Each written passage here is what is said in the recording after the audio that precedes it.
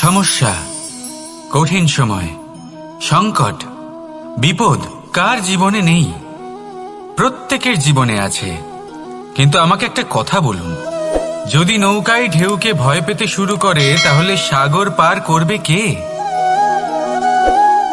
কখনো কোনো ছোট্ট পিঁপড়েকে দেখেছেন যে আকারে হয়তো ছোট হতে পারে কিন্তু বড় শিক্ষা দিয়ে যায়? কিন্তু আমরা শিখি না। এবার দেখুন একটা পিঁপড়েকে যে ভোজনের খোঁজে বাইরে বের হয়, একটা ছোট্ট দানা তুলে নেয়। ছোট দানা তোলে কারণ তার থেকে বেশি সে তুলতেই পারবে না। সে দানা নিয়ে চলতে শুরু করে, কোনো দেওয়ালে উঠে পড়ে, আবার পড়েও যায়। সেই দানা দূরে কোথাও একটা পড়ে যায়, তা আবার খোঁজে, তুলে নেয়, আবার চলতে থাকে। পড়ে যায় আবার ওঠে, পড়ে যায় আবার ওঠে। সেই দানাটা রেখে দেয়, আবার বেরিয়ে পড়ে ভোজনের খোঁজে। পরিশ্রম করতে থাকে কিন্তু হার মানে না। এই শিক্ষাই তো আমাদের প্রাপ্ত করতে হবে।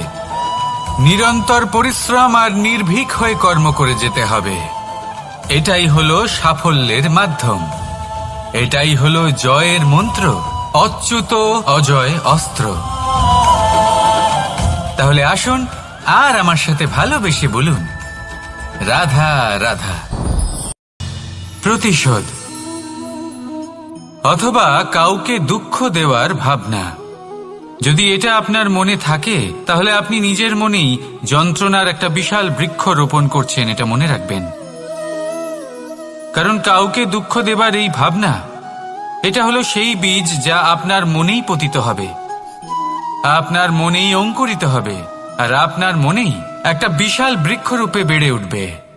জীবন আপনার, কর্ম আপনার, কাউকে দুঃখ দেবার ভাবনা আপনার ছিল, এই বৃক্ষ হলো আপনার, তাই এর ফলও আপনিই পাবেন, যা গ্রহণও আপনাকেই করতে হবে। মনে রাখবেন, যে মানুষ এটা ভাবে যে আমি ওকে দুঃখ দেব, ওকে কষ্ট দিতে চাই আমি, সেই মানুষই দুঃখ আর কষ্ট পেয়ে থাকে।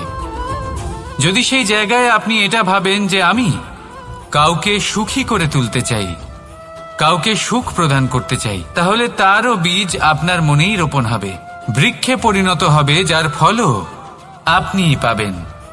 এখানে বিষয়টা হলো শুধু মানসিকতার চিন্তা, যা সত্য হয়ে আপনার সামনে আসে।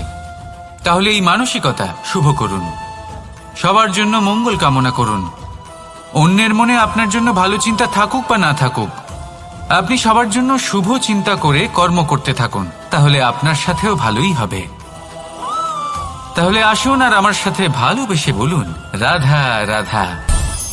সুখ আর অভিজ্ঞতা, এই দুই জীবনে একসাথে কখনোই আসে না। মনে রাখবেন, যেখানে সুখ থাকে সেখানে অভিজ্ঞতা থাকে না। আর যখন এই সুখ আমাদের জীবন থেকে দূরে চলে যায়, তখন আমাদের জীবনে আসে এই অভিজ্ঞতা।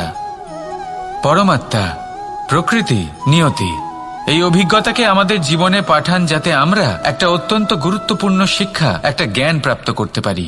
এই অভিজ্ঞতা আমাদের শেখায় যে অতীতে এমন কি হয়েছিল যা আমাদের করা উচিত হয়নি। আমাদের শেখায় ভবিষ্যতে এমন কি আছে যা আমাদের করা উচিত আর কি করা উচিত নয়। দেখতে গেলে এই অভিজ্ঞতা আমাদের সেই শিক্ষা দেয় যার জন্য আমরা সুখের দিকে উচিতভাবে অগ্রসর হতে পারি।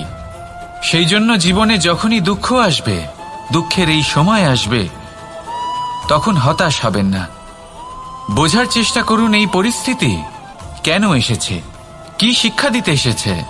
যদি আপনি সেই জ্ঞান লাভ করেন, সুখের পথে অগ্রসর হন, তাও উচিত রূপে, তাহলে এই অভিজ্ঞতার উদ্দেশ্য পূরণ হয়ে যায়। তাহলে আসুন আর আমার সাথে ভালোবেসে বলুন, রাধা রাধা। দৃষ্টি আর দৃষ্টিভঙ্গি, এই সমগ্র লীলা হলো এই দুইয়ের। বিচিত্র হতে পারে কিন্তু এটাই সত্যি। এবার আপনাকে একটা উদাহরণ দিয়ে বোঝাই। অনেক সময় আপনি কোনো ব্যক্তিকে এটা বলতে শুনবেন যে আমি আমার নিজের উপরে গর্ব করি, আমি নিজেকে নিয়ে গর্ব করি, আমি খুব ভালোভাবে আমার মা বাবার সেবা করি, ওনাদের আমি সবসময় সুখী রাখি, ওনাদের আমি একটা বাড়ি দিয়েছি, সকল সুখ সুবিধা দিয়েছি, ওনাদের জীবনে প্রত্যেক জিনিস দিয়েছি আর দেব যা তাদের প্রয়োজন। এবার আমাকে বলুন যে আপনি কে হন? আপনি হলেন সেই বীজ যা আপনার মাতা পিতা রোপণ করেছেন। আপনার মা বাবাই আপনাকে এই সংসারে জন্ম দিয়েছেন। এবার এই সব কথার কি তাৎপর্য? এই হলো সেই ব্যক্তির দৃষ্টিভঙ্গি। এবার দেখা যাক এই প্রকৃতি আমাদের কি শেখায়। কখনো কোনো গাছকে দেখবেন, যখন সেই গাছে ফল আসে, সে মালিকে এটা বলে না যে দেখো আমি তোমাকে ফল খেতে দিচ্ছি। সেই বৃক্ষ এটা বলে না যে দেখো আমি তোমায় আহার করতে দিচ্ছি, কারণ ও জানে যে এটা হলো সেই মালির পরিশ্রম, এটা হলো তারই কর্মের ফল, আর এটা তারই পাওয়া উচিত। সে বলে যে তোমার জিনিস তোমাকেই অর্পণ করলাম, এ আমার জিনিস নয়। ও জানে সেই মালির গুরুত্ব আসলে কি। এটা হলো তার দৃষ্টিভঙ্গি। সেই জন্য আপনি জীবনে কোন ব্যক্তির মধ্যে, কোন পশু পাখির মধ্যে, কোন প্রাণীর মধ্যে, কোন পরিস্থিতিতে, কোন আবেগের মুহূর্তে কি দেখতে পাচ্ছেন, সেটা আপনার দৃষ্টিভঙ্গির উপরে নির্ভর করছে। তাই নিজের মনে ধনাত্মক ভাব জাগ্রত করুন, শুভ চিন্তা নিয়ে আসুন। এই ভাবনাই সত্য হয়ে সামনে আসবে।